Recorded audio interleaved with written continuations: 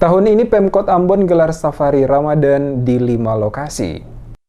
Pemerintah Kota Ambon tahun ini melaksanakan safari Ramadan 1444 Hijriah di 5 lokasi pada 4 kecamatan di Kota Ambon mulai 8 April 2023. Kepala Bagian Kesra Sekretariat Daerah Kota Ambon, Fenli Masawoy, menjelaskan, kegiatan safari Ramadan tahun ini memperhatikan surat Sekretaris Kabinet Republik nomor 38 Seskap DKK 03 2023 terkait penyelenggaraan buka puasa bersama. Safari Ramadan Pemkot Ambon tahun ini dilakukan dengan kunjungan memberikan tausiah dan pemberian bantuan paket kebutuhan pokok masyarakat di 5 lokasi. Dikatakan Pemkot telah menyiapkan 500 paket sembako yang akan dibagikan kepada warga di 5 lokasi yang meliputi 4 kecamatan, di antaranya Desa Wayame, Nania, Batu Merah, serta Ponegoro. Safari Ramadan kali ini, kata Mas Sawoy, menjadi momentum semakin memperkuat kerukunan umat beragama, di mana Pemkot melibatkan 2 komunitas Salam Sarani dalam acara pembagian sembako di 5 lokasi tersebut.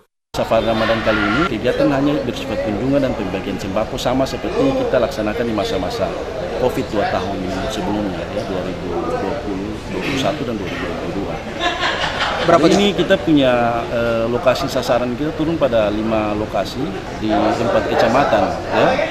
Salah satu lokasinya untuk di Kecamatan Teluk Ambon di Desa Wayame, untuk di Kecamatan Baguala di Desa Nania.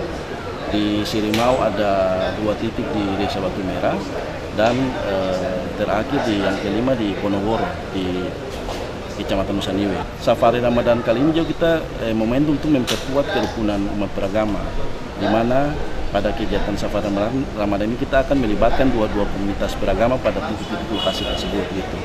Rencananya kita mulai dari tanggal hari Senin depan.